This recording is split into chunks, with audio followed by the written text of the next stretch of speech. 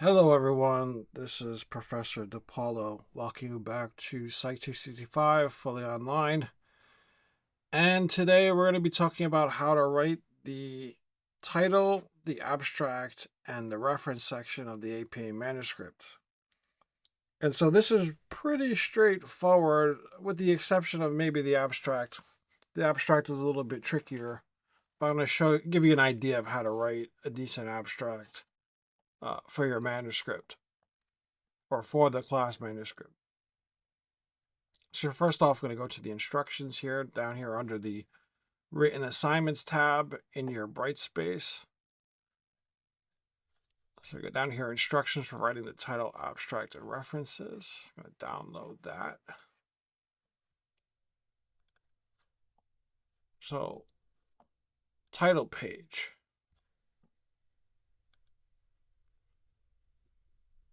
So the first thing you have to do with the title page is, obviously you want to come up with a succinct title.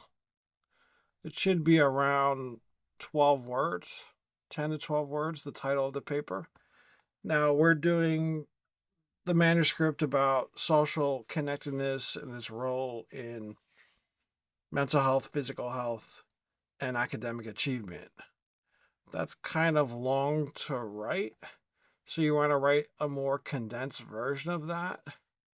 And you're going to put it in the regular 12-point font, and then you're going to bold it afterwards. You don't have to bold it, but we'll bold it for this particular assignment. So you're going to want it about, the title you're going to want about 4 spaces down here. So I'm just going to put it around here, 4 spaces down. You're going to want it centered. And the major words in the title are going to be capitalized. So first word is obviously going to, the first word of the title is going to be capitalized. The effect of social connectedness on health. No, I don't want everybody to write the same title. Write a variation of this title. This is just a sample that I'm giving here. It's pretty short. It could be a little bit longer. It could be a little more detailed, right? You could improve on this. I'm going to put it in Times New Roman font. I'm going to scan down here. Put it in Times New Roman. You can also put it in Arial. Arial's fine. Make it 12 points. I'm going to center it. And bold it. Right? So let's say that's my title. You could improve on this title, obviously. Don't write the same thing I'm writing. Make a variation of this. 10 to 12 words in length is ideal, although there's no maximum for a title. You just don't want the title to go on and on and on, where the person's reading it and saying, what's going on in this? This is just too long, right? So I made it very short. Now in the header, you want, so here's the header, right? You double click on the top. You want the first few words of this title, and this is going to be your header or short title. And it's going to be in all capital letters. So the effect of social. Leave it at the first few words. And that's going to appear on every page. Right? So you're going to want that. And if you scroll down, if I add pages here, it's going to be on the second page. Right? In the header. So you want that in the header. Also in the right header, upper right of the header, you're going to want page number. Starting with page 1 on the title page and going throughout the end of the references. So you got page number here. You want top of page. And I'll pick number 3 here. And you see it's labeled now 1 or 2. It looks like it disappeared my header here. So let me go put the header back in.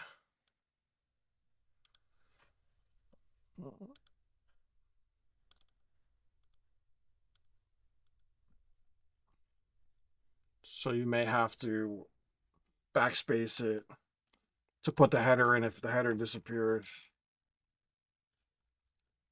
Just formatting it. Remember that this header is supposed to be this running head technically. The header is the short title, whatever you want to call it. They keep changing what it's called. That's going to be in all caps. And then you're just going to tab over to the page numbers in the upper right. And you can keep going forever, and it'll just, as long as your manuscript is, you'll have the header, right? The short title in the header, and you'll have the page number in the header. Okay, the effective social connect. So they used to make you put the word running head, and they used to make you only put it on the title page, and then every other page was different. And that was like a formatting disaster. So they've simplified it by just leaving a short title in the top, right? So it's much easier to write this now. You don't have to have a different title page than the rest of your paper, right? So it's a simplified version of this. So after the title, you're going to put your name. So here I'm putting my name. I don't want it in, I don't necessarily need it in bold here. Let's put it in regular font. And my degree, obviously don't write my name. This is just a sample, right? And then the institutional affiliation. So I like to put both Borough of Manhattan Community College and City University of New York here as my institutional affiliation. Why do I do that? Because some people don't know where Borough of Manhattan Community College is. So if you're outside of New York City and you just put Borough of Manhattan Community College, people are like, what's that? So if we put City University of New York, now they know it's in New York. You would think they might know Borough of Manhattan, but a lot of people don't. They ask questions and, this just makes it easier. And you're going to stop there. Now, in a professional manuscript, below this, you would add author's note, which would be your, not affiliation, but you have a special ID number, the ORCID ID number that tracks your publications and your submissions and all that. It's a new thing for the last few years. You'd put that. If you changed your institutional affiliation, you would indicate that you changed it in the author's note. But we don't need to do that because we're just learning how to do this and we're not submitting this to a journal. So I'm going to skip the author's note. There's also probably in the text or in the APA 7th edition, it talks about the difference between a professional manuscript and a student manuscript. So if you were submitting a student manuscript, they may add the class and all that stuff. I don't want that. I want the sort of the basics of a professional manuscript. I don't want this to be a student submission. This is supposed to be like you're submitting it to a journal without the author note, because obviously there's not much to put there. You don't have an ORCID ID. So I'm going to leave it like this, and this is what I want you to do with it. Very simple. The title should be around 10 to 12 words. Make it a little more interesting than what I put. Put a very bland title. Then your full name, and then your institutional affiliation. And that's it. And then your title page is done. So that's taken 2 minutes of your time. And this short title / running header should be the first few words of your full title. And it should be in all caps. I just picked the first 4 words and put it in all caps. And that's fine. Now, if you submit to a certain journal and they say, we want X, Y, and Z, you have to give them X, Y, and Z. And every journal wants something a little bit different. So you may be submitting slightly different title pages for each journal that you submit to, because there's APA style and then the certain journals want different things. Certain journals might want a title that's less than a certain number of words. Other journals may not care.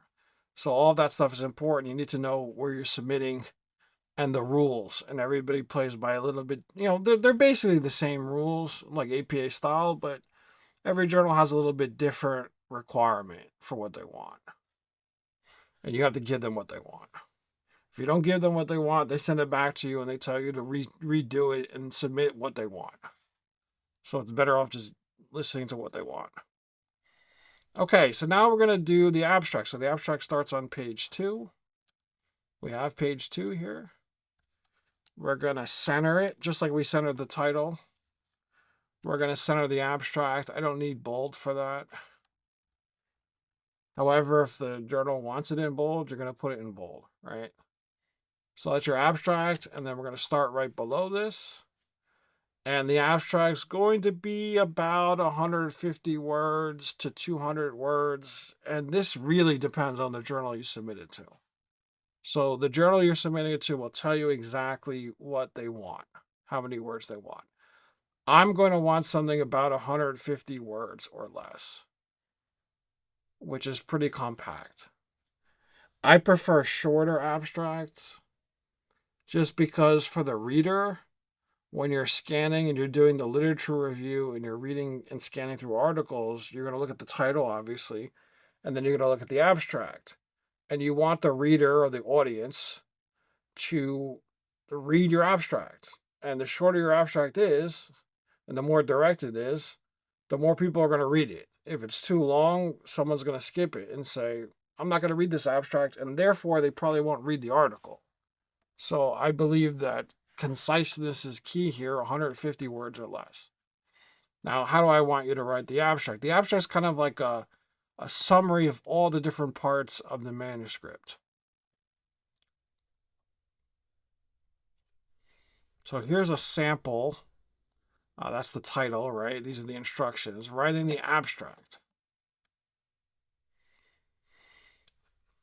So the abstract should be 150, 200 words. It really depends on, like I said, it depends on the journal.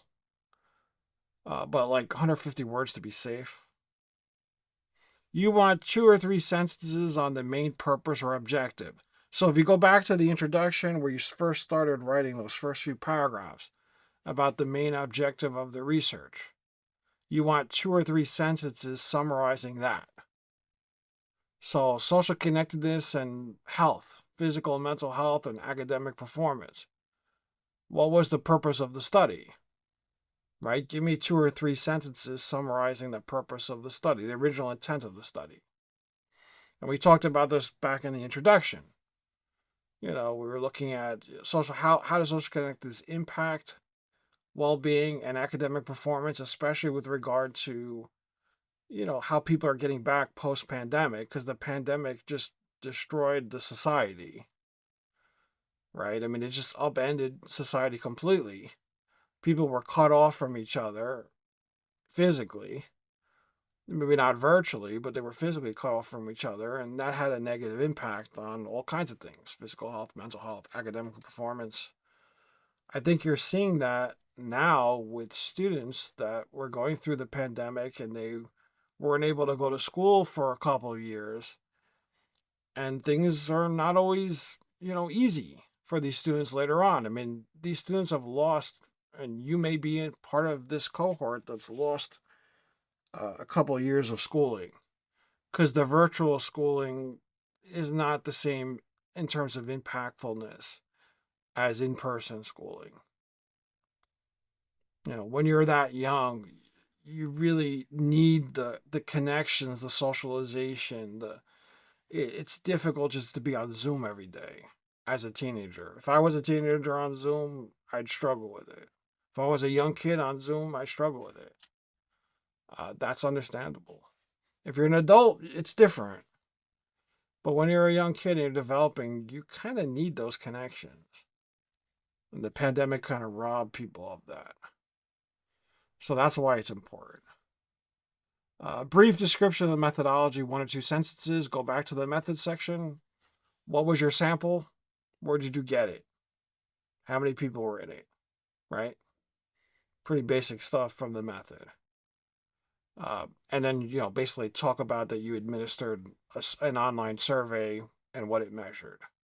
Social connectedness and empathy and anxiety and depression and all that stuff that we talked about in the method. Then we want 1 to 2 sentences about the findings of the study. So this is not statistics. This is mainly from the beginning of the discussion. So in that first paragraph of the discussion, you wrote about what the hypotheses were supported or not. Give 1 or 2 sentences about what happened. What were the main results? Significant results. You don't want to really focus on things that were not supported. So the one hypothesis between GPA and social connectedness, we didn't support that. So you don't really want to talk about that in the abstract. You want to talk about things that hypotheses that we supported. We supported 4 hypotheses. You can summarize that in 1 or 2 sentences, what we found in the study, without using formal statistics. So you don't want to use the results section. You don't want to write correlation R or whatever. You don't need to put that here. Just kind of from the beginning of the discussion where you summarize the results, you want to take from that and put it in 1 or 2 sentences here. And then finally, 1 or 2 sentences conclusion of the study, like the take-home point of the study. So here's an example of an article, The Effect of Job Stress on Clinical Health Outcomes. Approximately, sorry about that. Let's go back to that. Approximately 15 to 25% of the U.S. working population is classified as high risk for job stress. However, less is known about the impact of job stress on physical health and how current findings translate to clinically relevant outcomes in everyday life, such as susceptibility to the common cold. So these first 3 sentences introduce the problem and briefly describe why the problem is important. And that sets the stage, so that's important. And all that stuff is from the introduction. In an ongoing daily diary study, 68 adults, 37 females, completed measures of job stress and upper respiratory infection symptoms every day for 8 weeks. This is 1 sentence that describes the methodology. So this is from the method. Preliminary analyses show that males who had busier days at work, on average, also endorsed a greater number of total URI symptoms. Additionally, males who reported lower perceived job security and less supervisor support were sick with upper respiratory infections on more days across the study than those with greater job security and supervisor support. Among females endorsing more busy days, whether at work or at home, this was associated with greater endorsement of upper respiratory symptoms. So these 3 sentences summarize the results. Those were the findings of the study. And you're going to do that. You're going to see that from the results of the first paragraph of the discussion, right, where we summarize the results of the study. You can take it from there. The findings expand our understanding of links between job stress and immune functioning by elucidating effects on a clinically relevant health outcome. This is the take-home sentence, the brief conclusion. And you can have 1 or 2 sentences here. And you want it compact, and you don't want it indented. See how this is like 1 solid paragraph without indentations? You want 1 solid paragraph without indentations for your abstract. And it's going to be on page 2 by itself. And then on page 3, you would start the introduction, right? So the title page is its own page, and then page 2 is the abstract by itself. Page 3 starts the rest of the manuscript. So that's the abstract. This is, it's not hard to write, but it's condensing it. That's a little tricky. So this will take you a little bit of time to sort of get together and alter a bit to make it sound coherent and keep it short. Like I'm looking for 150, 200 words at the max. Keep it short. I do not want like an entire page as an abstract. I do not want that. I want it shorter than that. Because remember that the longer the abstract is, the less likely people are to read it. It's the same thing with resumes.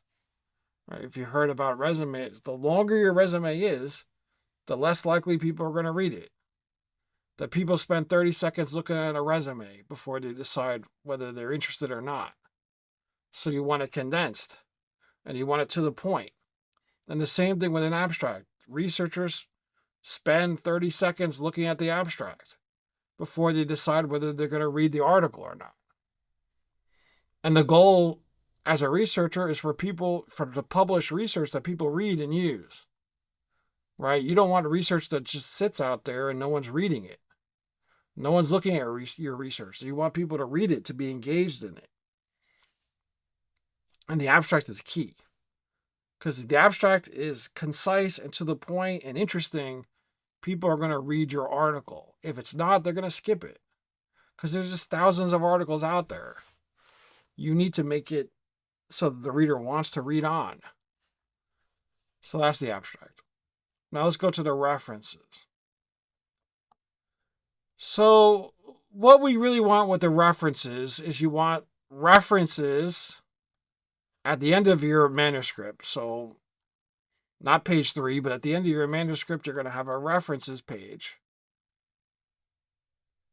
So you're going to put the word references in. It could be a couple lines down. And you're going to center it. And you're going to provide, so this is not page 3. This is at the end of the manuscript. This is the last part. You may have an appendix, but for this study, we're not going to have an appendix, so we don't have to worry about that. But you're going to put your references here, and there's a specific APA formatting for references. So for books, you're going to put the author. Now, you're not really using books here. We're using journal articles. But if you had a book, you'd list it like this: author, date, Great Expectations, Charles Dickens, place of publication, publishing company, right? We're not using that because we're not using books. Journal articles. So for journal articles, you're going to have first, it's by author, right? You could have multiple authors. Author last name, first initial, middle initial. Here you have multiple authors separated by commas, right? So their last name separates the first initial, middle initial, like this. If they have a middle initial, sometimes you don't have a middle initial. And at the end of that, in parentheses, the year, period, the article title in regular font, and then the journal name in italics. And you have to indent. So you have to indent the second and subsequent line of each journal entry is indented. So first line, not indented. Second and subsequent lines are indented. So you have this, the journal name in italics, comma. You have the journal number and the journal volume, and then in parentheses the issue. If you have an issue, you may not. You may just have the volume, and then the page numbers. If it's online, you're going to have something called the DOI, Digital Object Identifier. It's basically a number. It's always useful to include the number there for the DOI, Digital Object Identifier. Right, and you see that here. It's kind of a link here. DX, DOI, right? And this basically brings you to the online article when you click on it. And that's just convenient for people to have access to the article if they want. It's the same format. You just tack on this DOI at the end. I'm not really concerned with this. It's more for professional manuscript. You'd want the DOI. If it's given, you can put it in here if you want, if you can find it. Now, how do I do references? Well, if you don't have an overwhelming number of references, you can use something like Google Scholar. So let's go to Google Scholar. And then you type in the name of the title of the article. So now I didn't publish social kinetics and health, but I'll type that in. Let's find an article. Here's one from 2022. Let's look at this one.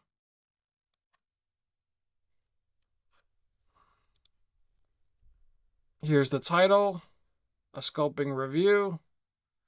Here's the abstract, right? You decide, let's say you read the abstract and you've decided that you want to read this study, right? Social connectedness protects adults in the general population from depressive symptoms and disorders. Let's say that's interesting to you. You used it, let's say you use this article in the manuscript, you cited from this. So if you cited this article, you got to put it in the references. So every article that's cited needs to be in the reference section.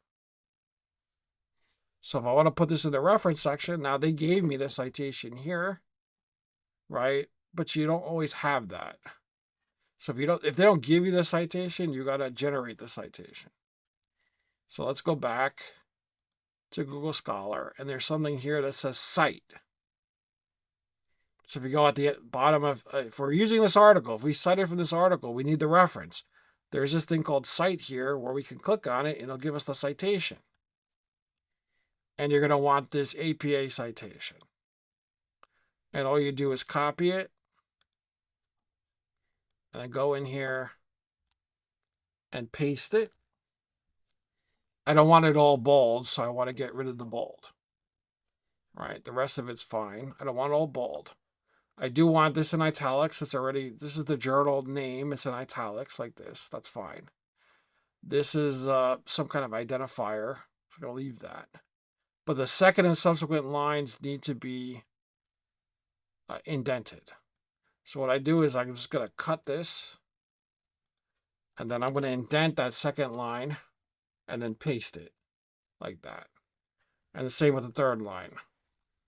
Just indent it like that. It looks like this, right? So the second and subsequent lines are indented. The journal name is in italics, right? The name of the article is not in italics. And the references have to be in alphabetical order by author last name. So this first author here is Rick Ramarante. Nay, probably butchered that. That's probably going to be towards the end because it's a W. You need to put it in. You need to put these references in alphabetical order by author last name.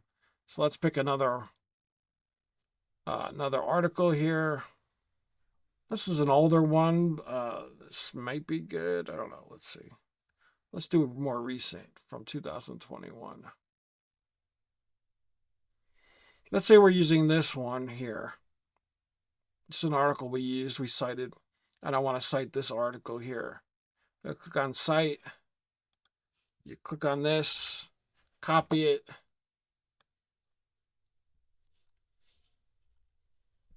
We don't want bold. Non-bold it. And then you just have to space it. I want this double spaced. So you have to do that. So I'm going to cut this, space it, paste it in.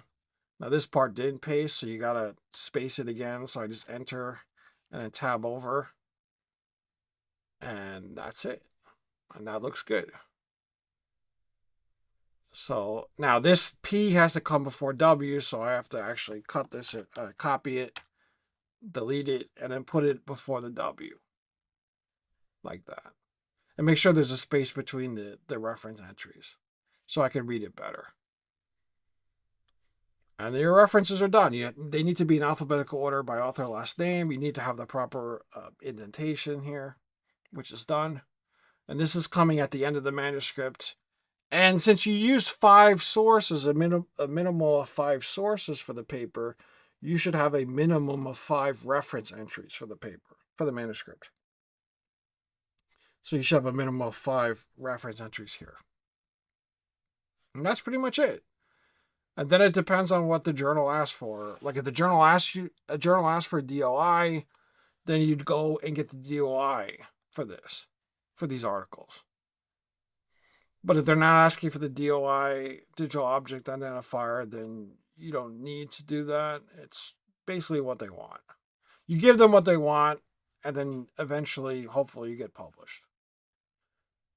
Not guaranteed, obviously. So that's pretty much how to write the title, abstract, and the reference section, just like this.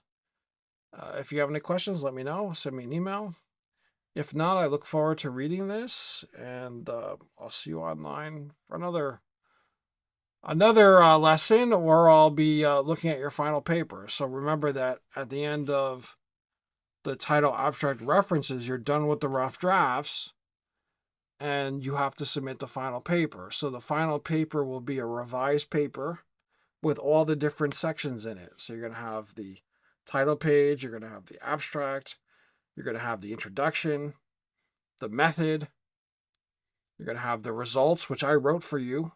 So it's up there. It's already posted in Brightspace. I wrote the results for you. You're just going to copy and paste that into your final manuscript.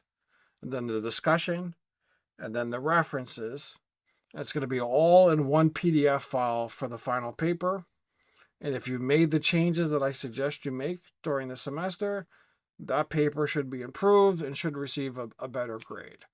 If you don't make the changes and you do very little with it, then you're not going to score as well on the final paper. So I suggest you look at the comments I make and make the adjustments and make the changes. And if you're having a problem, you can reach out to me. Okay, hopefully that helps. Bye for now. And if you need me, you know where to get me. Just email me, and I'm available during office hours. I'm available through email. Let me know what's going on, and I'll try to help you. Okay, bye for now. See you soon.